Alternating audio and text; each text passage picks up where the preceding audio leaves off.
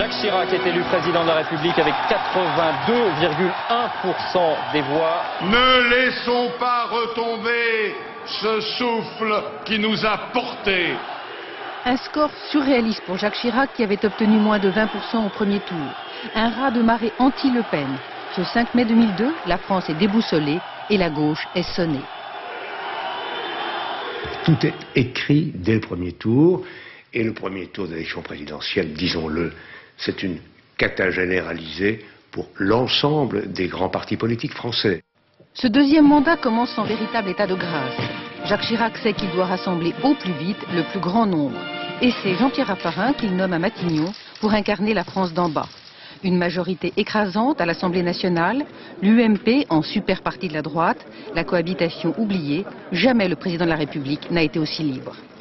Et Jacques Chirac recherche un consensus dans l'action. À l'Élysée, on parle de ses grands chantiers. Le président de la République s'attaque à l'insécurité, première priorité des Français, aux délinquants de la route, à la lutte contre le cancer, qui concerne tout le monde. Il se pose en croisée d'une écologie planétaire, en défenseur des pays pauvres. Bref, Jacques Chirac a changé. Désormais, il se veut inébranlable, mais sur l'essentiel, il offre peu de prise à la critique. C'est bien que le président de la République mobilise pour ça, mais honnêtement, c'est pas sur ça qu'on juge une action politique. Et moi, j'aurais préféré, c'est vrai, que le président de la République soit davantage en première ligne dans les dossiers de la vie de tous les jours, les dossiers difficiles. Mais la situation internationale bouleverse tout.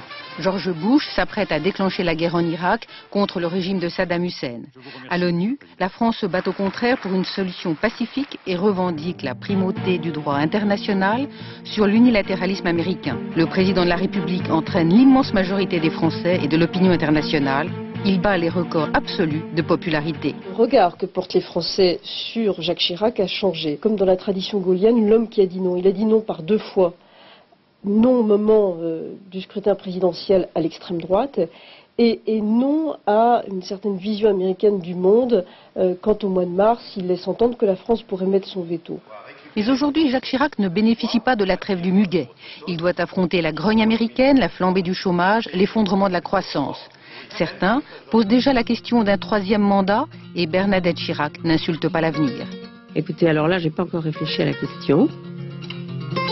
On ne sait jamais.